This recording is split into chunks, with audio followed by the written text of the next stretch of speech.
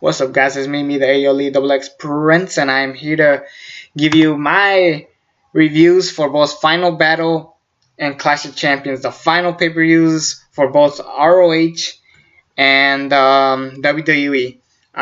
Both pretty meh shows, for to say at least. Before I get started, let me just say my review for Star Wars: The Last Jedi will be coming soon. It's just that I need to really get my head through this movie. I might have to actually watch it a second time to give you a full-length thoughts on Star Wars: The Last Jedi. And yes, spoilers. What else? The Q&A. It's coming soon. A lot of people are sending much more questions, so I'm really glad that you guys are. Thank you so much for sending your questions. I can't wait to answer them for you guys. So be on the lookout for the Q&A coming soon. Also, give me a second. Getting calls from people. Yeah, let's just get on with the review, starting with ROH Final Battle. So ROH Final Battle kicked off with a pretty decent match between Matt Taven and Will Ospreay. Everybody knows I know Will Ospreay. I'm not too big on Matt Taven. I don't know who he is.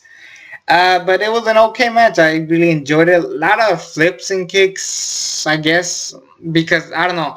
Usually with ROH, it's hard to get behind matches with no title on the line and not knowing the story. And because I hardly watch ROH, I do watch a lot of Japan and Lucha Underground. So, but I still enjoyed this match. I thought it was a solid little opener. War Machine defeated The Addiction. Okay match. I thought it was alright. Jay Lethal defeated Marty Scurll in possibly one of the best matches of the night. This was a great match. Jay Lethal and Marty Scurll just killed it. They were just doing great. And I really enjoyed it because it shows like Marty Scurll being one of the more modern wrestlers and Jay Lethal still being kind of that like last generation of the ROH classics. I'm pretty sure Jay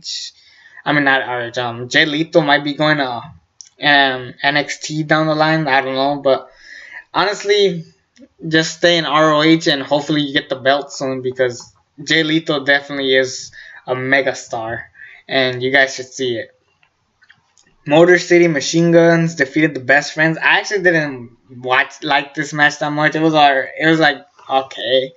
I really didn't like it as much as other people did, but you enjoyed it, fine. I'm not a big fan of the Best Friends. I like the Motor City Machine Guns. They had great matches in the past with Young Bucks and The Addiction.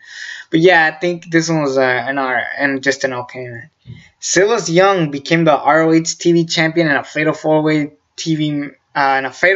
elimination match for the ROH Television Championship. Kenny King, originally the champion, Punishment Martinez and Shane Taylor also in the match. This was a good match, but the problem with it, everybody just kept getting eliminated one by one, which kind of takes it away from me. So that's just me personally. Don't hate me for that shit. That's just me personally and what I thought about that. The Briscoes defeated Bully Ray and Tommy Dreamer in a New York street fight. This was a fantastic match. This was a good match. I enjoyed this match a lot. Match of the night. Briscoes showing that they're still like badasses, old school. Bully Ray, we thought he was gonna retire, but it turns out he ain't.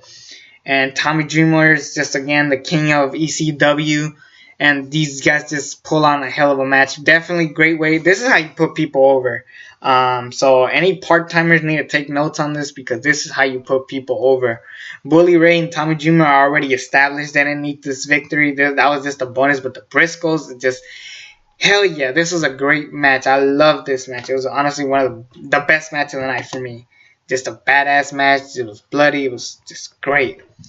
The Hung Bucks, or the Bullet Club, defeated Dragon Lee, Flip, Gordon, and Titan.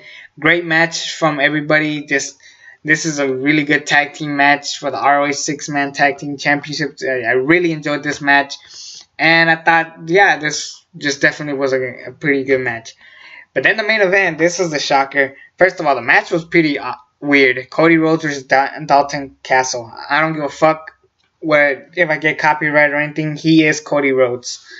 But yeah, Cody Rhodes lost the belt to Dalton Castle, of all people. And I honestly thought Cody Rhodes was going to hold this belt forever. or not forever, until Bryan Danielson, aka Daniel Bryan, arrived to the ROH. But I guess not. Dalton Castle is a guy I like. He's definitely a better version of Brian Kendrick. I always thought he looked like Brian Kendrick, and I don't know. This match was just okay for me. I didn't think it was as great as people did. I'm not digging the whole blonde Cody Rhodes. It's just he just looks weird, and plus we get Cody bleeding, and I guess it took us out of the match for the most part. But Dalton Castle, this was just a random choice. Honestly, this is randomer than Andrade Cien almost becoming an NXT champion, because at least Selena Sky was building her up. I'm pretty sure they were building up Dalton Castle, but not to the extent that Cien Almas was when he became NXT champion. So yeah, there's that. I still hope we get Cody Rhodes versus Daniel Bryan down the road. I think those guys could easily have one of the best matches of the years next year if Daniel Bryan does end up leaving WWE and going to ROH. It's just gonna be a great match if it happens, of course. Clash of Champions. Let's just talk about Clash of Champions because I want to kind of get out. This show was not that exciting going into it, but it was, for the most part, just an okay show. Not really any good matches. Same like ROH Final Battle. By the way, that show gets like a 7 out of 10. And I'm going to give it the same rating to Clash of Champions. This show is, both these shows were just pretty generic for wrestling. It's the holiday season. No one really wants to watch wrestling, especially if the build-ups were weird. Other than Briscoes and Bully Ray versus Tommy Dreamer, other than that match, we really didn't have that much stuff to get into. I mean, the biggest shocker of the night was Dolph Ziggler becoming U.S. champion in the opening match, beating Baron Corbin and Bobby Roode. I thought Dolph Ziggler was done. We all thought Bobby Roode was going to give it. But I guess this is good as far as, Dolph Ziggler getting the belt, because no one predicted it. So, kudos for WWE for doing the unpredictable. Usos beat Aiden English with Rusev, Chad Gable and Shelton Benjamin, and the New Day in a fatal 4-way tag team match. A lot of people are going to go out of their mind and say this is the match of the night. This was a good match. I really enjoyed it. Probably the second best match of the night for me. But it wasn't as great as people say it was, because going down the road, I really already knew who was going to win. That the Usos were going to retain, either that or the Usos. I mean, not the Usos, Rusev and Aiden English. But I'm still happy that I saw this match. This was a pretty good match. One of the slightly better matches. You could always rely on the Usos giving you matches of the night. So yeah, this was a great match. I really enjoyed it. Pretty good match. Not great. I don't know why I said that. Charlotte defeated Natalya in a lumberjill match with all the women there. It was just basically what you expect. A solid little match, and then the women beat each other on the side, and then Charlotte gets away with it. Natalya cuts a bland ass promo. She was off on the mic. She was just like, "Oh yeah, you guys think I'm bad?" And just leaves like, "Alright, screw you." And honestly, I thought Natalya was gonna quit. I thought she was gonna be like, "I quit," and leaves like JBL or something like that. But guess not. We're still stuck with Natalya. Bludgeon Brothers defeated Breezango in like under a minute. This was whatever. It's just a squash match. And Bludgeon Brothers, I guess they're taking on the Usos, which honestly doesn't sound like a bad idea. Kevin Owens and Sami Zayn versus Randy Orton and Shinsuke Nakamura. Who the fuck you think was going to win? You got two referees, Shane McMahon, Daniel Bryan. It was just it was all about Shane and Bryan. And then Owens and Zayn. Orton and Nakamura were a fucking afterthought. It was so obvious that Kevin Owens and Sami Zayn were going to win. I mean, I didn't like it. I mean, there was some good wrestling and shit, but overall I didn't like it just because I already knew who the fuck was going to win. It was too obvious. So, I mean, whatever. Then we got AJ Styles beating Jinder Mahal for the WWE Championship. Finally. Yes, thank God Jinder Mahal did not get the belt back. Because honestly, it would suck.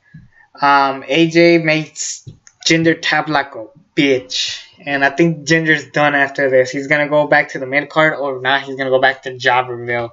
So long, Jinder. You're fucking failed WWE this year. 2017 was ruined because of Jinder Mahal. So, I mean, no, not blaming the guy, but yeah, I blame WWE for, just letting Ginger just like screw it all up for you guys by just bringing low ratings and just making him this anti-American heel that no one likes. So screw you, WWE, for fucking up Ginger Mahal probably the rest of his career. But aside from that, this was a good match. It's probably my match of the night. Because the reason why is because deep down I was thinking, damn, Ginger might win the belt back, but he didn't. So thank goodness for that. And the match was just incredible. I mean, by default, this is personally my favorite match of the night. Still, it was a bland match. It was okay. You could always rely on AJ Styles stealing the show. So yeah, this is a pretty bland show. Not a bad show, not a good show. I would not go back and watch it. Yeah, it was an alright show. Another 7 out of 10. Both C shows. Nothing worth watching. It was just whatever. So there's my reviews for both these shows. Yeah, that'll be it. It's me, the ALE Double X Prince. Subscribe to this channel if you haven't already. Also, again, Q&A coming soon. Send more questions, please. And Star Wars Last Jedi review coming soon. Till then, I'm out.